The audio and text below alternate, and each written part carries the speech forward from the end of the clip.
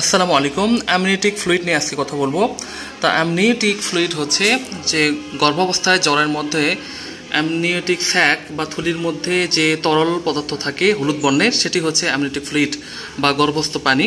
তো এই পানির কাজ হচ্ছে ভ্রূণের বাইরের সকল আঘাত থেকে রক্ষা করে ভ্রূণকে, এবং ভ্রূণের পেশি এবং হাড় বিকাশে সহায়তা করে, এবং এটি ভ্রূণ গিলে খায় এবং ফুসফুস টেনে নেয়, যার কারণে পরিপাকতন্ত্র বিকাশের সহায়তা করে।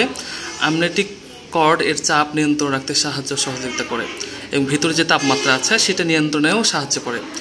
তো অ্যামনিওটিক ফ্লুইডের দুইটি প্রকারভেদ রয়েছে, যেমন এটি কমে গেলে তাকে বলা হয় অলিগোহাইড্রামনিওস এবং বেশি হলে বলা হয় পলিহাইড্রামনিওস।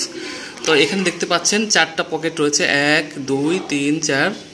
তো এই পকেটগুলোতে প্রত্যেকটা পকেটে পানির পরিমাণ থাকা উচিত 2 থেকে 8 সেন্টিমিটারের মধ্যে। 2-এর নিচে আসলে সেটাকে অলিগোহাইড্রামনিওস বলা হবে, এবং 8-এর ওপরে গেলে সেটাকে পলিহাইড্রামনিওস বলা হবে একটি পকেটে। এটা যদি 4টা পকেটে যদি 8-এর নিচে থাকে তাহলে অলিগোহাইড্রামনিওস বলা হবে, আবার যদি 24-এর ওপরেও থাকে, 24 সেন্টিমিটার ওপরে আর কি, তাহলে সেটাকে পলিহাইড্রামনিওস বলা হবে। তো আপনার বাচ্চার পেটে থাকা অবস্থায় যদি নড়াচড়া কমে যায়, অথবা দেখা যাচ্ছে যে বেশি বেশি পানি ভাঙছে, অথবা সাদা স্রাবের মতো তরল বের হচ্ছে, তাহলে অবশ্যই একটা আলট্রাসোনোগ্রাফি করবেন।